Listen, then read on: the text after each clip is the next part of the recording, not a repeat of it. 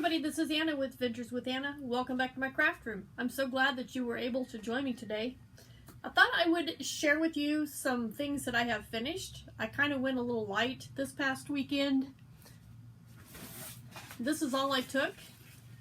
Was what's in this bag. And I made quite a bit of progress. But let's skip back to before the weekend and I will show you what I have done. Now, I think I showed you this last week. I'm pretty sure that I showed you this last week.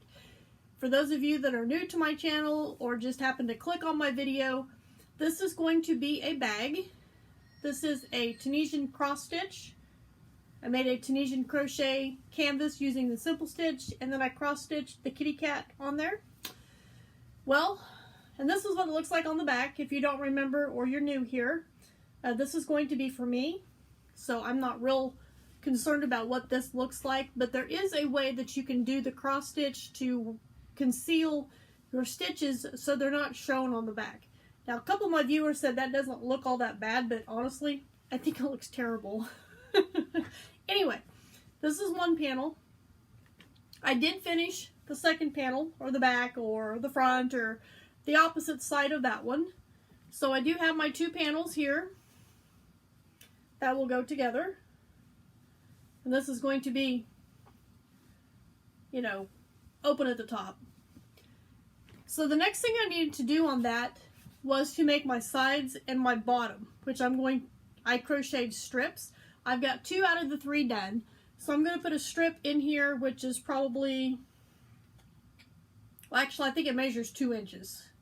That's what I did. I crocheted 10 stitches, 12 stitches, I think, and then made it the 37 rows like that.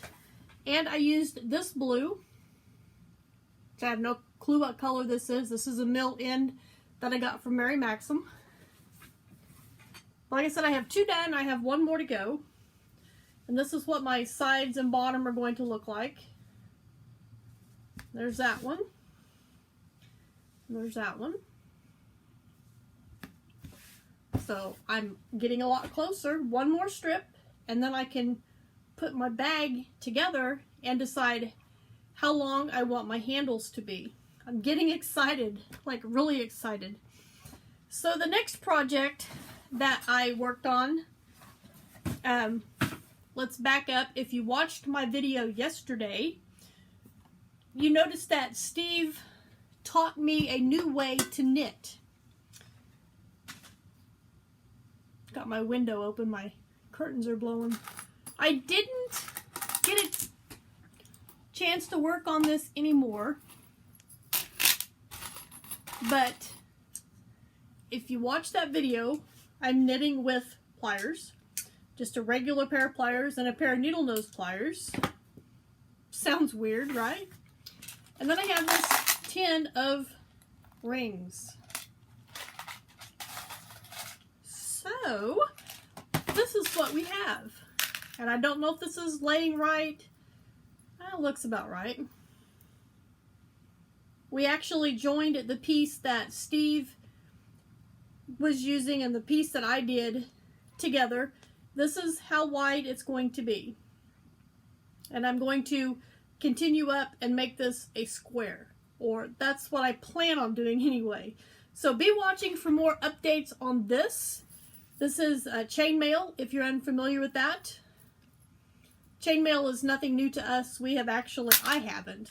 I've snipped my share of rings, that's for sure.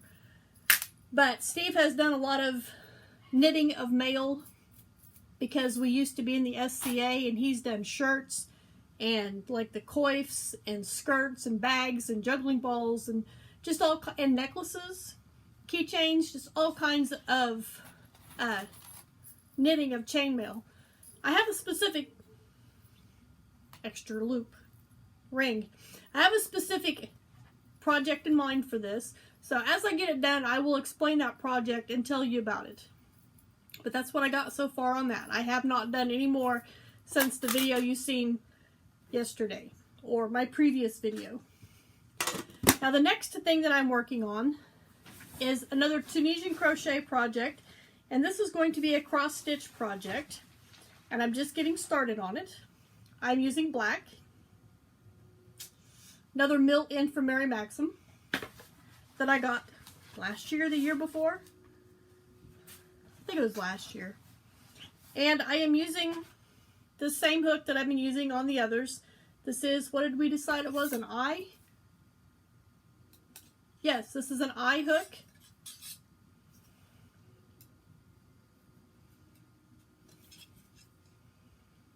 My plastic end broke off on this, so my curtain just covered up my light. So, I mean, that's why I'm able to measure it. Normally, I wouldn't be able to because the hook part won't fit through. But anyway, I'm using an eye hook, and this is the stitch marker means nothing. It was just put on there so I didn't lose it. This is my canvas. That's what I got. And this is what I'm going to be cross-stitching. Oops, there it is.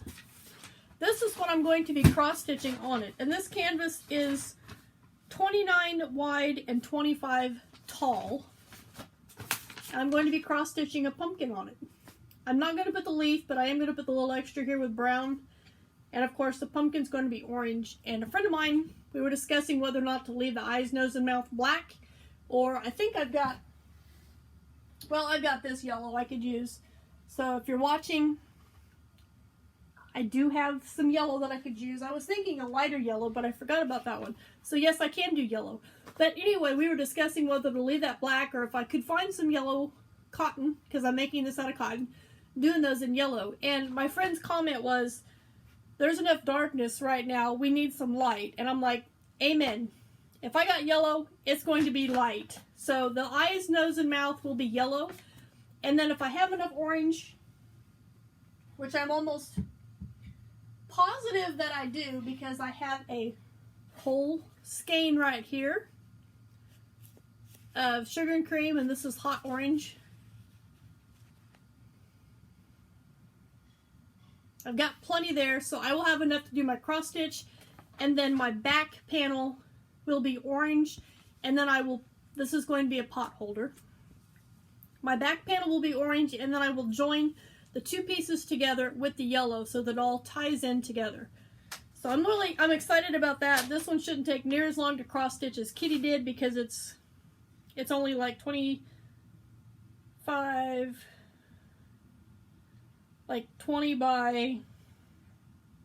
28, 29, 20 by 29, something like that.